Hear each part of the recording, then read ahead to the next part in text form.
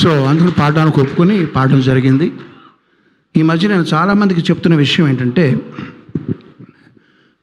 మీకు నచ్చని, నా దగ్గరికి వచ్చే ఔత్సాహికులకి చెప్పేది, మీకు నచ్చనివి ఏంటని అడుగుతాను. నచ్చని పాటలు, నచ్చని విషయాలు నాకు చెప్పండి అంటాను. ఎందుకంటే నచ్చనివి ఏంటో తెలిసినప్పుడే మీకు నచ్చిన దానికి క్రెడిబిలిటీ ఇస్తాం. ప్రతిదీ మాకు నచ్చిందండి, ప్రతిదీ బాగుందండి అంటే వాళ్ళకి ఒక క్యారెక్టర్ లేనట్టు, వాళ్ళకంటూ ఒక టేస్ట్ లేనట్టు. సో నచ్చనివి మనకి చెప్పేది ధైర్యంగా ఎవరంటే బిజినెస్ అసోసియేట్స్ కాదు, బయట వ్యక్తులు కాదు, ఇంట్లో ఫ్యామిలీ మెంబర్సే మనకి ముఖం మీద చెప్తారు, ఇది బాగోలేదు, ఇది బాగుంది అని చెప్పి. ఈ పాట రిలీజ్ అయిన 5 days 10 days అయిందా రిలీజ్ అయ్యి? 10 days. రిలీజ్ అయిన మర్నాటి నుంచి రోజు మా చెల్లెలు పొద్దున్నే ఇది పెట్టుకుని సుప్రభాత నాకు అరగదీస్తుంటే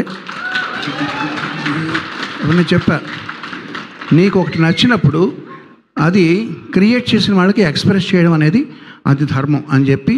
తనది సినిమా ఫీల్డ్ కాదండి, తనకు సంబంధం లేదు, ఎవరితోనూ సంబంధం లేకపోయినా వినయ్కి నేను కాల్ చేయించి తనతో ఆ విషయం చెప్పించాను. సో అలా చెప్పినప్పుడు ఏంటంటే వాళ్ళకి ఒక సాటిస్ఫాక్షన్ వస్తుంది క్రియేట్ చేసిన వాళ్ళకి. సో నేను చేసే పని అది ప్రతిసారి అది మా చెల్లెలతో చెప్పించాను. ఇక